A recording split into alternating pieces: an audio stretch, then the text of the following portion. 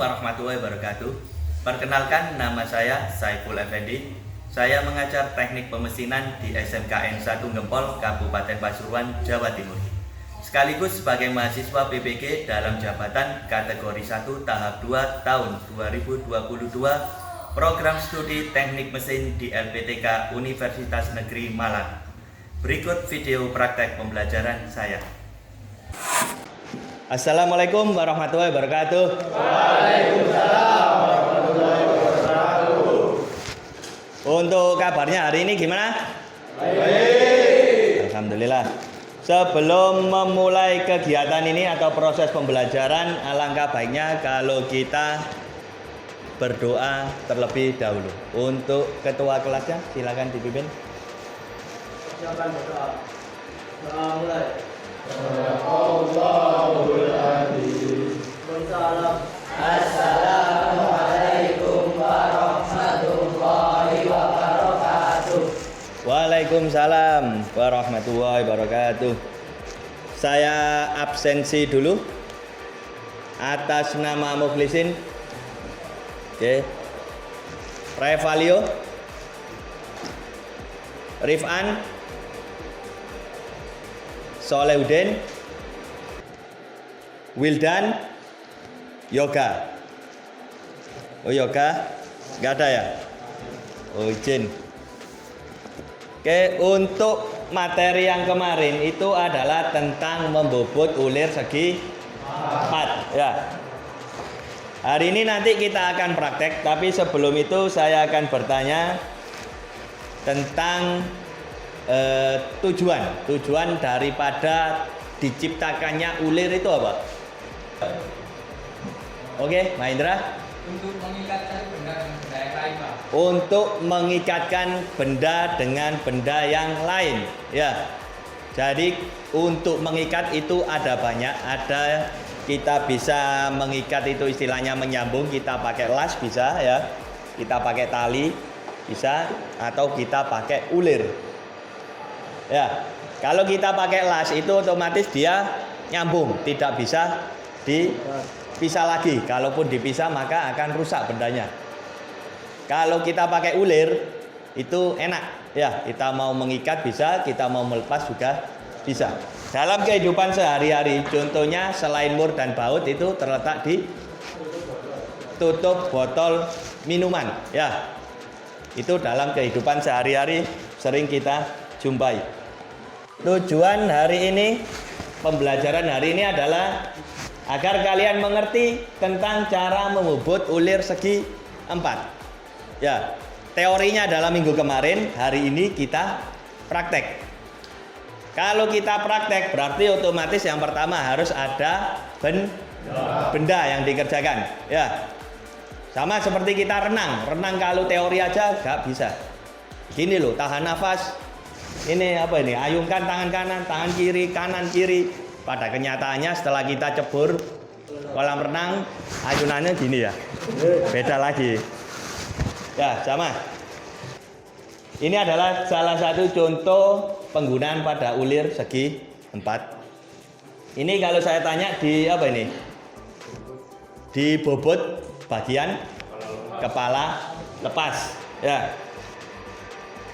Terus kalau saya tanya lagi secara garis besar bagaimana cara untuk membuat ulir segi 4?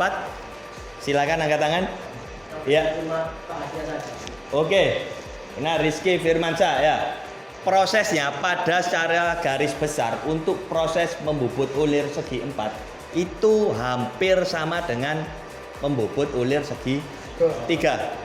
Ya, perbedaan yang paling mencolok atau yang paling besar terletak pada pahat yang kita gunakan nantinya. Untuk kegiatan nanti itu yaitu adalah project based learning. Kita membuat benda. Bendanya ulir segi 4. Harus ada projectnya. Kalau praktek itu harus ada projectnya. Di sini ada video ini tentang pembuatan ulir. Ya, yang kita ketahui adalah membuat ulir kalau manual kita untuk menggunakan ulir dalam kita menggunakan namanya apa? Alat namanya tap. Yang manual. Kalau manual kita mau membuat ulir luar, kita pakai seni. Ya, kalau biasanya mesin kita pakai apa? Bobot. Ya. Di sini ada seni yang diletakkan pada mesin bobot. Ini ada videonya. Dan ini adalah membuat ulir pakai mesin thread rolling. Oke, kita lihat videonya dulu. Ya, masih muter-muter-muter. Oke, bendanya juga berputar. Jadi mesin ini banyak digunakan di industri. Kita lihat cara penggunanya. Di sini banyak sekali menggunakan yang namanya pelumas. Ya. Kalau saya tanya jenis pelumas ada berapa? 2. Yang pertama berbentuk cair, yang kedua gel atau padat. Kalau yang gel apa namanya? Stempet. Oke. Oke, diamati videonya. Jadinya seperti ini, mengkilau, ya, glowing, ya Pak. Kayak wajahnya siapa teman-teman glowing? Pak Saiful. Pak Saiful bukan teman.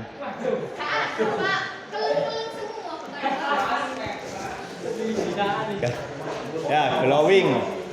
Ya, kalau pakai pelumas otomatis akan mengurangi resiko gesekan. Oke. Berarti apa yang namanya? Seninya kita tempelkan di antara toolpost. Kalau lebih aman biasanya kalau saya menggunakan ini alatnya enggak saya putar. Kita pakai putar manual. Berarti kepala tetap, caknya itu kita putar manual. Berat. Tapi lumayan lah. Tapi kalau zaki ya ringan lah buat zaki mutar. Ya, kalau ini kan kita pakai, lah ini kan bergerak dia. Kalau lebih amannya sih, lah ini kalau nggak ada pelumas pasti akan menimbulkan gesekan yang sangat besar sehingga menimbulkan asap. Selain asap nanti otomatis bendanya biasanya gosong. Ya, kalau ini membuat ulir segitiga, kalau segi 4 kita nggak ada.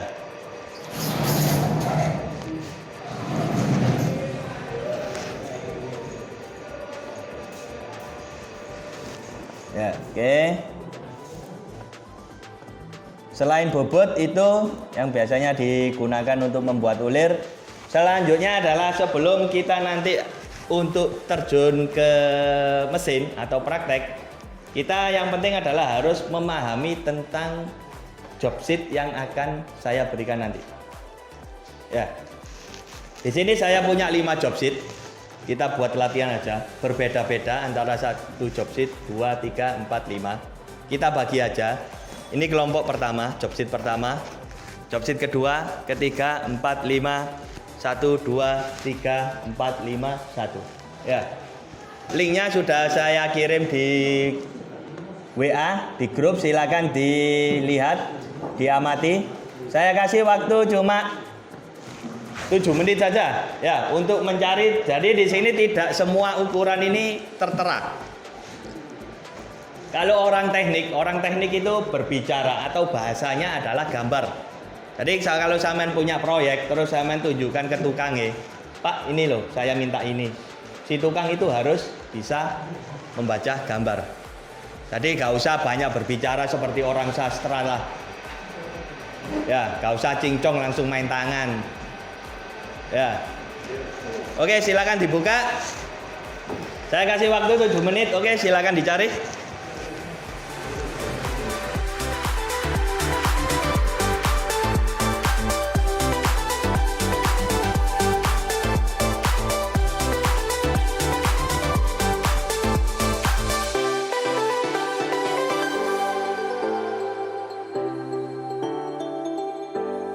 Silakan diamati.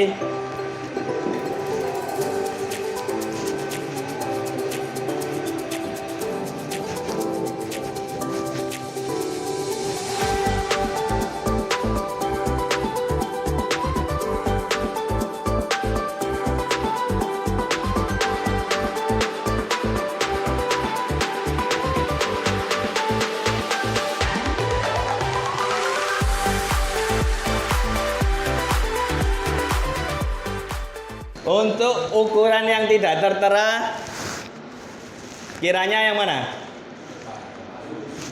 Di alur. Ya, alur untuk ini berapa? Kedalamannya. Kedalaman. Sorry apa lebarnya? 5. Dari 40 kurangi 35. Selanjutnya yaitu apa? Panjang daripada ulir.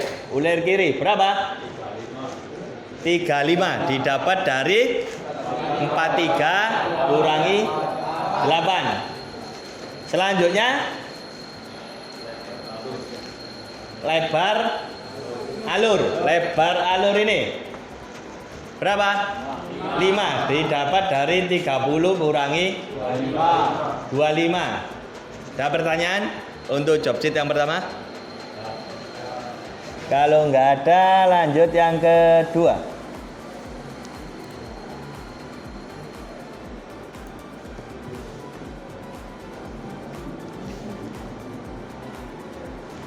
Oke, yang kedua. Sekiranya yang belum diketahui adalah panjang daripada ulir. Kelompok 2 mana? Oke, kelompoknya Rudi. Berapa, Rud? 40 didapat dari 40. Berapa? Didapat dari berapa? Dapat dari mana? 52 dikurangi 12. Selanjutnya panjang daripada ini. Ya. Berapa? Dari bobot rata ini 46 dikurangi 8. Berapa? Oke, selanjutnya ini kelompok 2 yang lainnya mana? Siapa? 1, 2. Oke, Wildan. Berapa, Dan?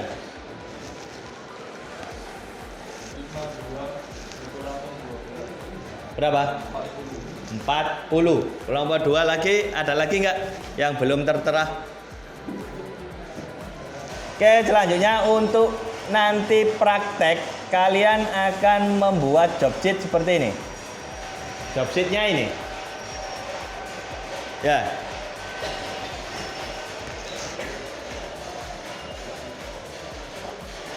Job sheetnya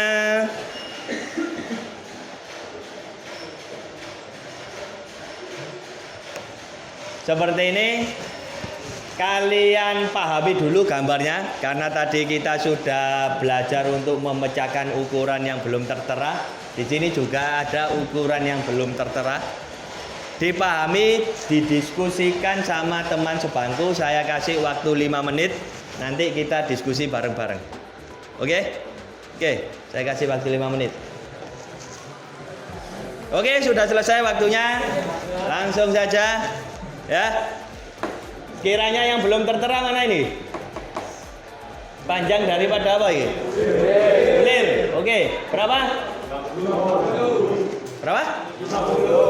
Oke, 56 dikurangi 6. Kalau ada simbol ini berarti toleransinya berapa? 56 plus berapa? Batas atasnya berapa? 56,1. Batas bawahnya 55,9. Oke. Selanjutnya ukuran yang tidak tertera lagi. Diameter alur berapa? 10. Ada ini. Terus untuk ini bobot rata ini berapa panjangnya?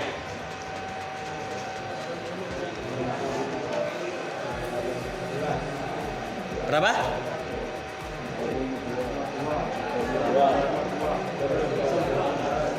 Angkat tangan, silakan.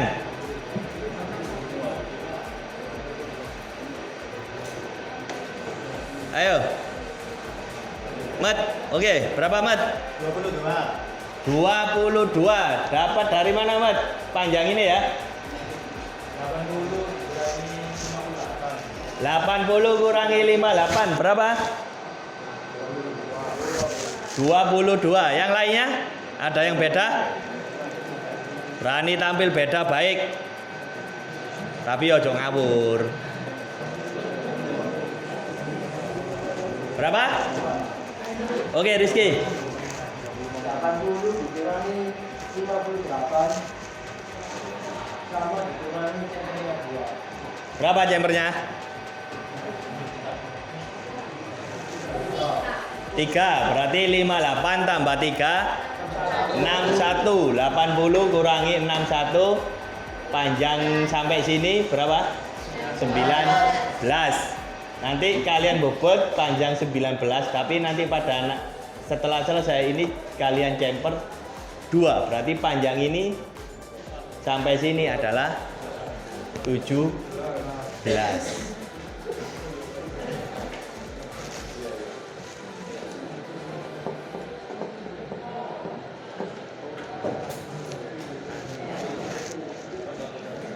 Oke, untuk langkah-langkah pengerjaannya gimana ini? Kita berdiskusi dulu.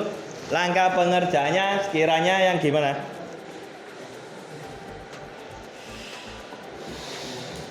Kira-kira langkahnya yang gimana? Silakan angkat tangan.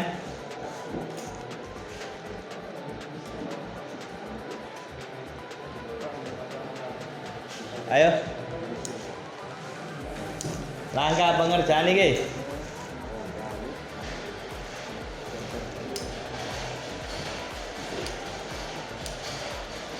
Ayo Rizky.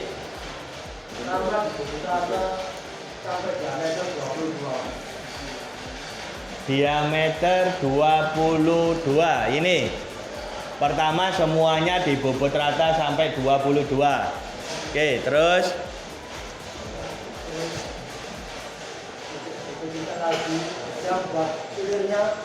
yang buat ulir ini kita bobot jadi diameter berapa? 13,8, karena kita nanti diameter SQ-nya atau ulir segi empatnya adalah 14 dikurangi 0,2, karena nanti setelah ngulir biasanya benda itu mengembang. Oke, 13,8. Selanjutnya kalau saya tanya, kita nanti ngulir dulu apa alur dulu? Kalau keuntungan sama kerugiannya apa kira-kira? Kalau alur dulu kenapa? Kalau ngulir dulu kenapa? Oke. Kalau alur dulu keuntungannya tidak sampai nafas. Oke, benar. Kalau kerugiannya bendanya bisa patah. Bendanya bisa patah. Itu kalau kerugian dan keuntungan alur dulu. Sekarang kalau kerugian dan keuntungan untuk ulir dulu. Apa? Yang tadi keuntungan daripada ngulir dulu adalah apa? Bendanya atau pahatnya di sini karena ada celah. Jadi untuk mengurangi resiko tabrakan.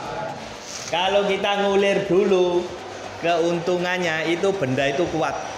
Kemungkinan patah itu bisa dikatakan 80-90%.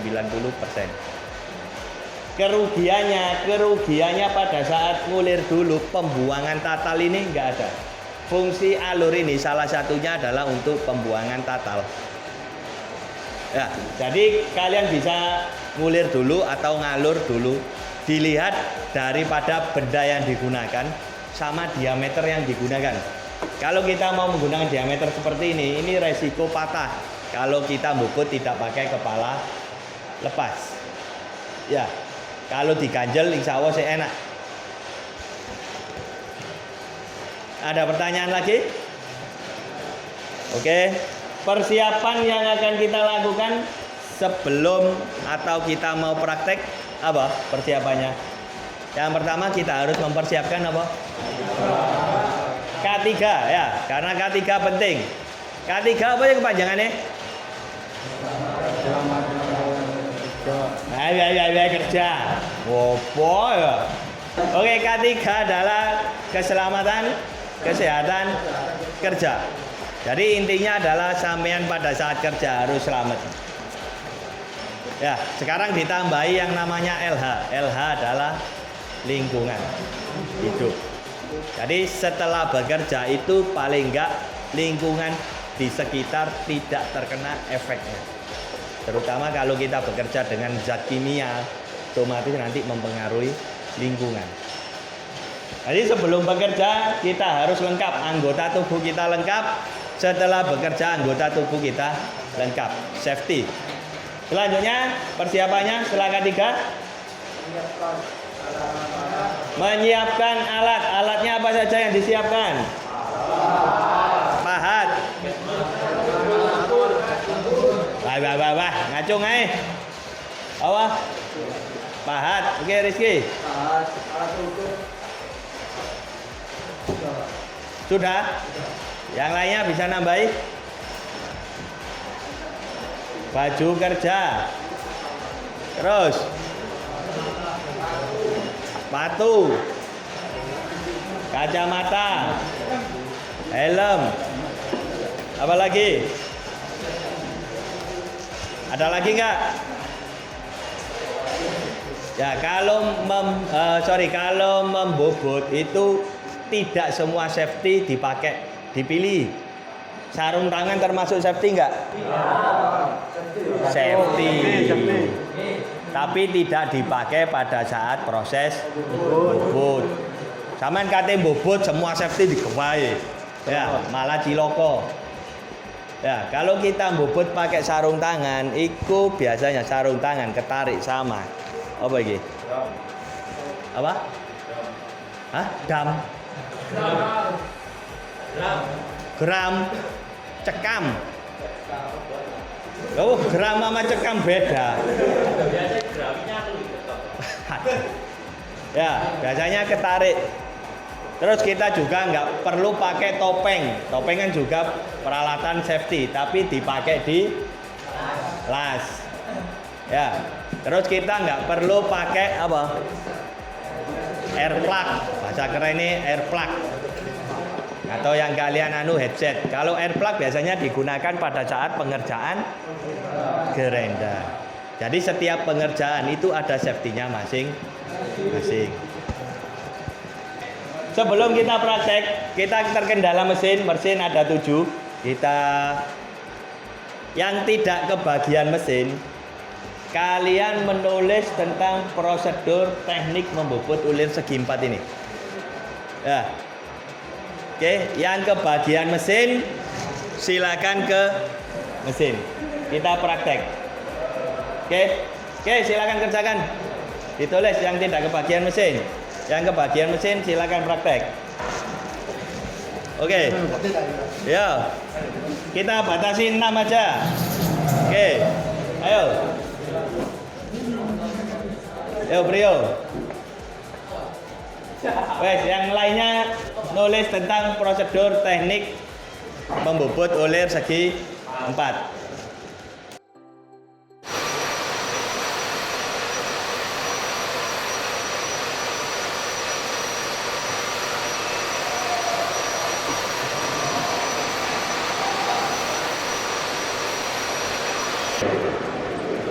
Disentuhkan dulu bendanya. Awas, melihat titik nolnya dulu.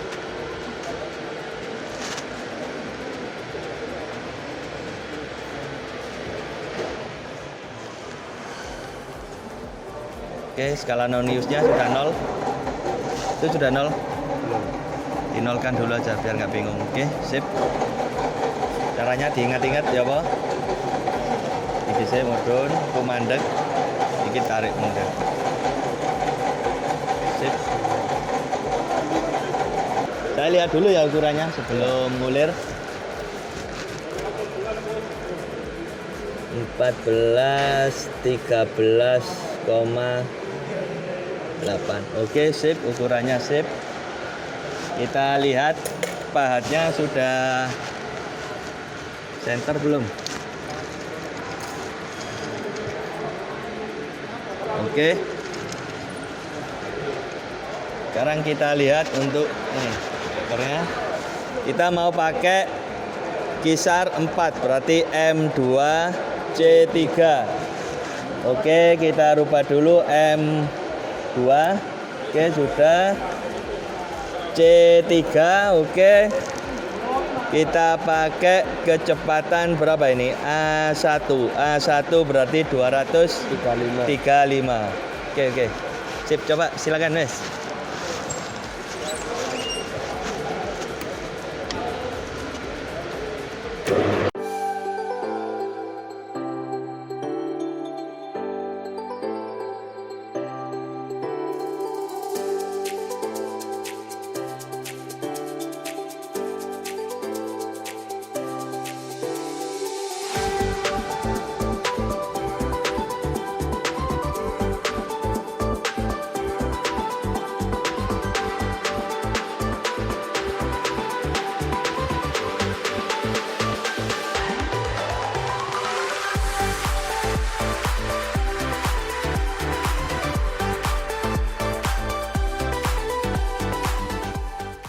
Oke, kita ukur dulu alurnya. Oke, sudah sesuai 10. Kita lihat kedalaman ulir.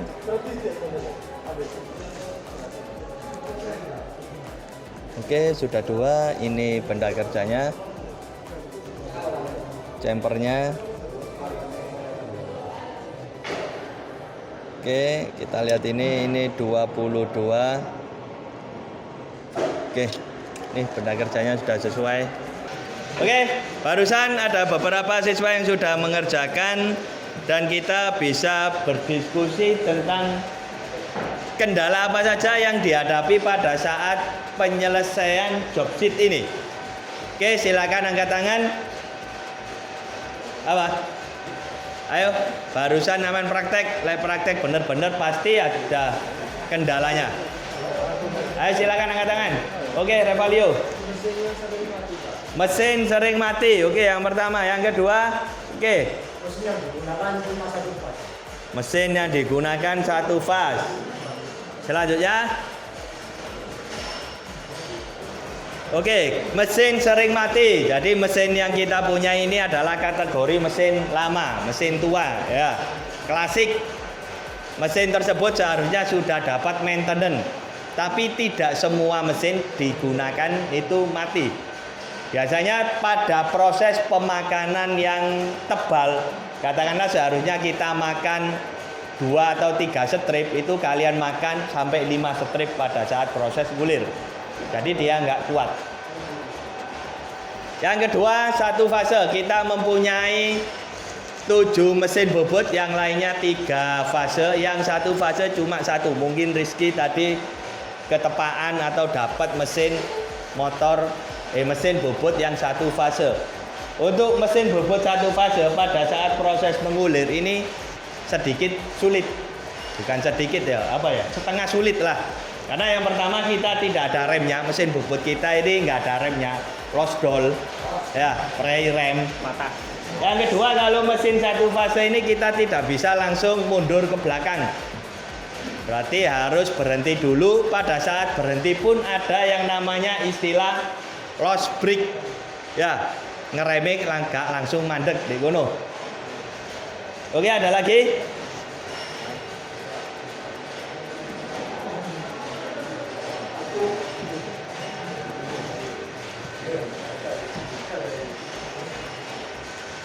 Ada nggak?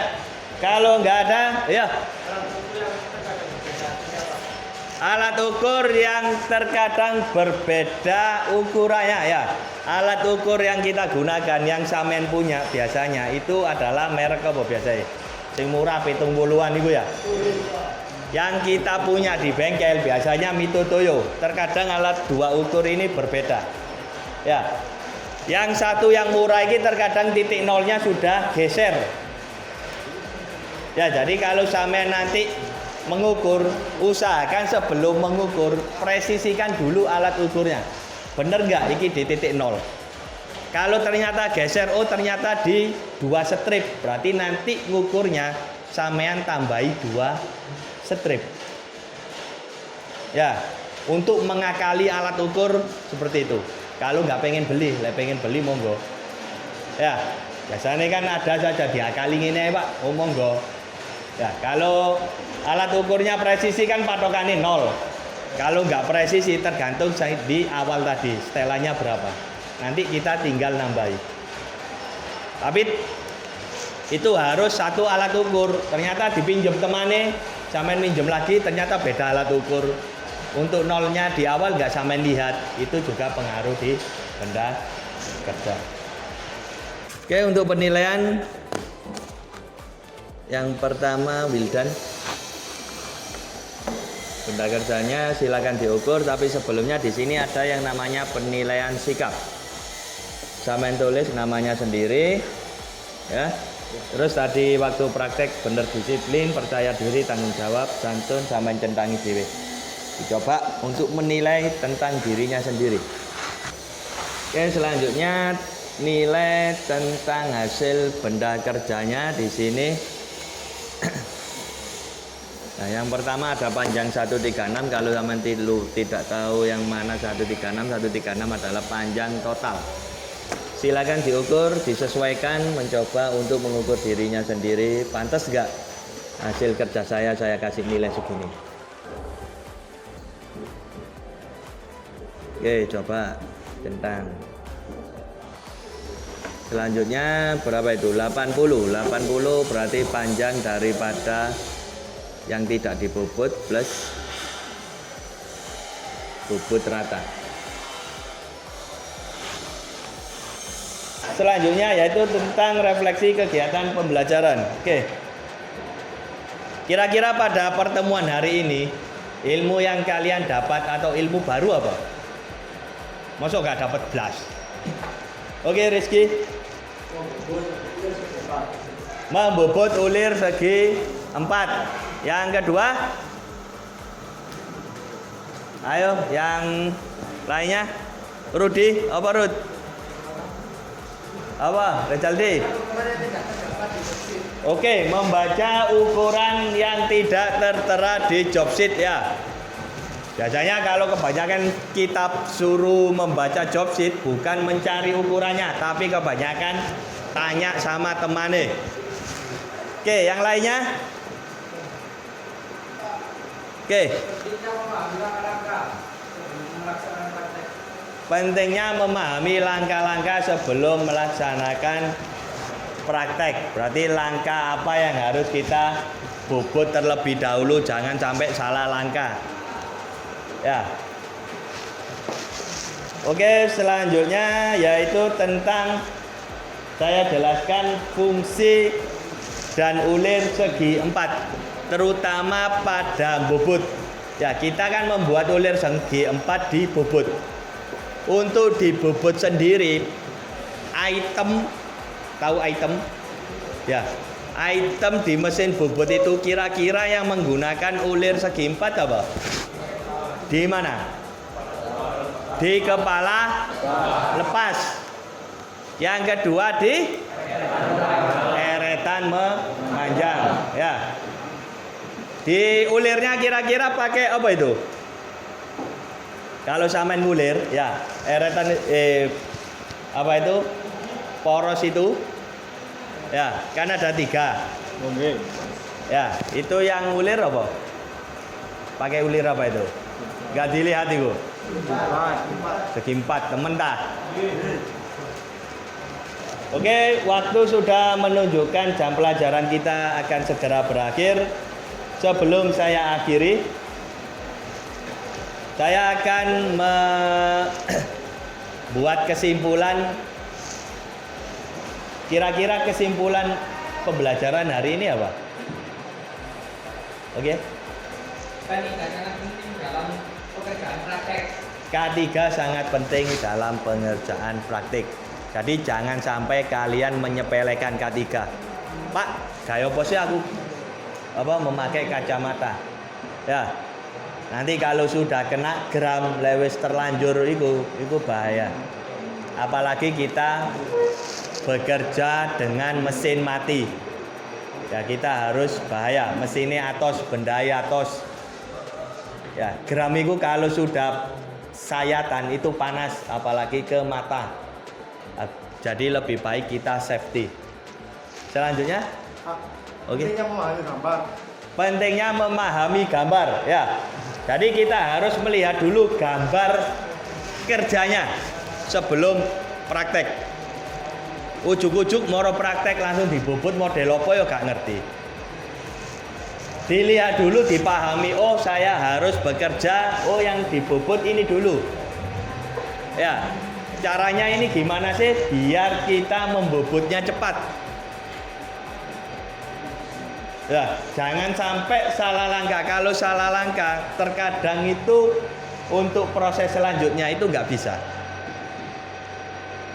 Jadi dipahami benar-benar. Kalau sampean memang mentok nggak paham, minta saran ke temannya atau biasanya disebut dengan tutor sebaya. Ya. Atau sudah harus mentok, tanya ke gurunya. Ya, baru setelah selesai kita diskusi, oh ternyata gini, baru eksekusi. Jangan mau ujuk-ujuk langsung disikat aja ya. Oke, yang ketiga, Salwa tadi.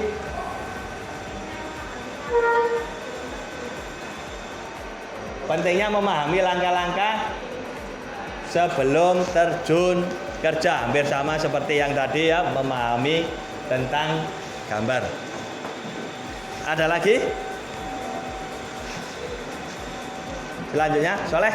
Konsentrasi operator sangat mempengaruhi ya di akhir pekerjaan. Oke, konsentrasi daripada operator berpengaruh pada hasil benda kerja. Ya, operator yang tidak konsentrasi, katakanlah dia berbicara sama temannya, otomatis konsentrasinya akan terpecah. Secara garis besar nantinya akan mempengaruhi hasil benda kerja. Kita contohkan saja pada saat ngulir.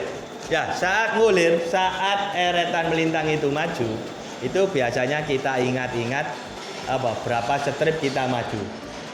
Ya, setelah proses berjalan ternyata kita diajak ngobrol sama yang lainnya. Ternyata kita lali, otomatis kita akan setel ulang. Nah, setel ulang ini ada dua kerugian. Yang pertama rugi waktu. Yang kedua belum tentu center sama yang ini. Yang pertama itu sudah pasti. Jadi kerugian-kerugian yang ditimbulkan ini harus meminimalisir. Karena nanti sampean itu diprioritaskan untuk di industri atau home industri. Ya, jadi kalau kita berbicara industri itu yang ditargetkan adalah apa? Keuntungan. Ya, kalau berbicara keuntungan otomatis musuhnya adalah kerugian.